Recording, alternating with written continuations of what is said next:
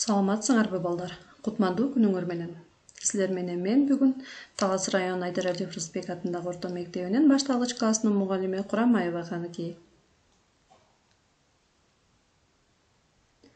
Бүгүн кыргыз тил сабагын өтөбүз. Тема сөздүн оңгу жана мүчөгө бөлүнүшү. Окуу куралдарыбызды даярдап, сабакка көңүл бурабыз.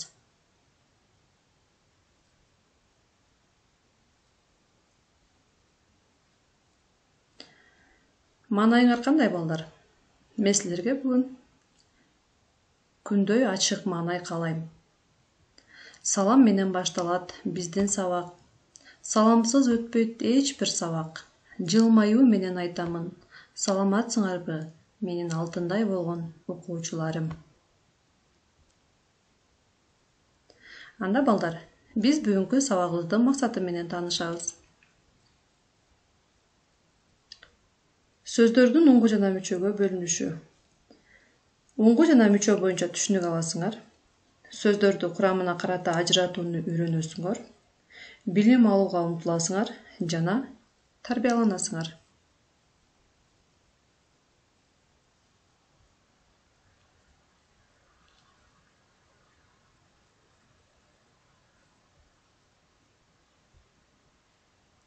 Чыңгыз Айтматов. Чыңгыз Айтматов кыргыз элинин улуу залкар жазуучусу. Биз өткөн сабакта улуу жазуучунун өрнөгү деген текст боюнча Чыңгыз Айтматовдун өмүрү чыгармачылыгына токтолгонбуз. Анын өмүр баянын билгенбиз. Ошондой эле азыр өткөн сабактарда өтүлгөн темаларга токтоло кетебиз. Биз өткөн сабактарда Чыңгыз Айтматовдун өмүрү чыгармачылыгы менен бирге ачык муун, туюк муун жана жабык муун деген темаларга токтолгонбуз. Чыңгыз Айтматов деген сөздү муунга бөлүп талдап көрөбүз. Чыңгыз 2 муун, Айтматов 3 муун. Чыңгыз туюк муун. Калганын балдар чогуу табалы. Гыз туюк муун. Айт жабык муун. Ма ачык муун. Топ туюк муун. Азаматсыңар балдар.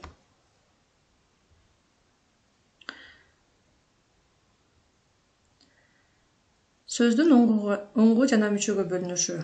Сөздөр оңгу жана мүчөгө бөлүнүшөт. Сөздөрдүн маани берүүчү негизги бөлүгү оңгу деп аталат. Оңгуга уланган сөздүн бөлүгү мүчө деп аталат. Мисалы, жылкычы деген сөздө жылкы оңгусу, мүчө, чы мүчөсү. Жазуучу деген сөздө жаз оңгусу, у, чу мүчөсү. Демек балдар, оңгу сөздүн оңгуга уланган сөздүн негизги бөлүгү мүчө болуп аткандан кийин мүчө бир же бир нече мүчөдөн турат экен. Мисалга дагы бир билимдүүгө бил оңгусу, им, дүүгө мүчөсү. Демек бул жерде балдар 3 мүчө уланып атат. Анда дептерибизди ачып, бүгүнкү числону жазабыз. 5-тин айынын 2-си.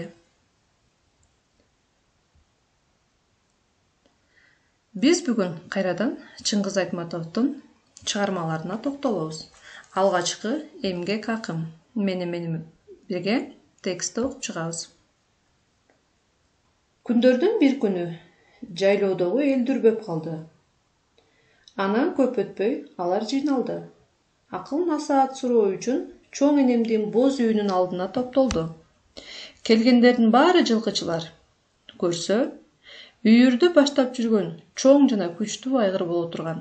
Ошол өлүп калыптыр. Айылга чабарман жиберишти.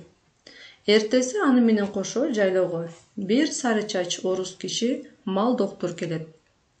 Жылкычылар болсо ага айгырдын эмнеден өлгөнүн түшүндүрө албай, көпкө алектенишет. Балдар, Текстти дагы бир жолу окуп, түшүнбөгөн сөздөрүбүздү табабыз.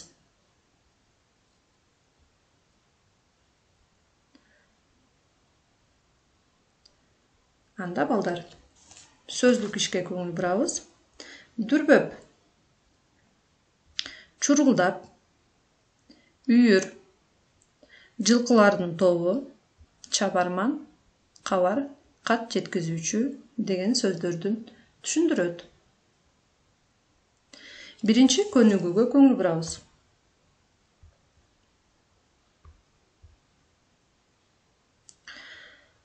Тексттин каармандарын окуяны жана окуя болгон жерди айтып бергиле.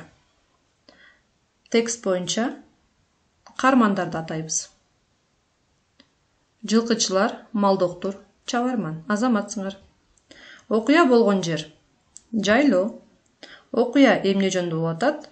Жылкычылардын үйүр баштап жүргөн айгыры өлүмгө дуушар болду. Азаматсыңар. Экинчи көнүгүүгө көңүл бурабыз. Сөздөрдүн уңгуларын тапкыла. Жайлоого уңгусу жай, лоо, го мүчөсү. Үйүрдү үй, уңгусу үр, дү мүчөсү. Жылкычылар, жылкы уңгусу чылар мүчөсү. Күчтү, күч уңгусу түү мүчөсү. Калды, кал уңгусу ды мүчөсү. Үчүнчү көнүгүүнү дептерибизге жазып аткарабыз. Тексттин башындагы 3 сүйлөмдү көчүрүп жазгыла, сөздөрдү уңгу жана мүчөгө ажыраткыла. Ар бирибиз өз алдынча дептерибизге иштейбиз. Балдар, бүгүнкү сабакта эмнелерди түшүндүңөр? Келгиле, тестке жооп берип, жоопторун табалык. Сөздүн негизги маани берүүчү бөлүгү эмне деп аталат? Сөз. Жок, туура эмес. Мүчө. Жок, туура эмес. Уңгу. Азаматсыңар. Уңгуга уланган сөздүн бөлүгү эмне деп аталат? Уңгу. Сүйлөм. Мүчө. Алгачкы эмгек акым чыгармасы кайсы жазуучунун калемине таандык? Ала Токонбаев, Темиркул Үмөталиев, Чыңгыз Айтматов. Азаматсыңар. Алгачкы эмгек акым чыгармасы чыгармадагы окуя болгон жер. Айыл, шаар, жайлоо. Азаматсыңар. Китепкана деген сөздүн уңгусун табабыз. Китепкана, кана, китеп. Демек сөздүн уңгусу китеп. Ырчы деген сөздүн мүчөсүн табабыз. Ыр, ы, чы. Азаматсыңар. Көңүл бурганыңарга чоң рахмат, балдар. Бүгүн баардыгыңар сабакка активдүү катыштыңар. Баардыгыңар азаматсыңар. Үйгө тапшырма 4-чү көнүгүү. Тексттин мазмуну боюнча сүрөт тартып, тарткан сүрөтүңөр боюнча аңгеме жазасыңар. Көңүл бурганыңарга чоң рахмат. Кийинки сабактан жолукканча.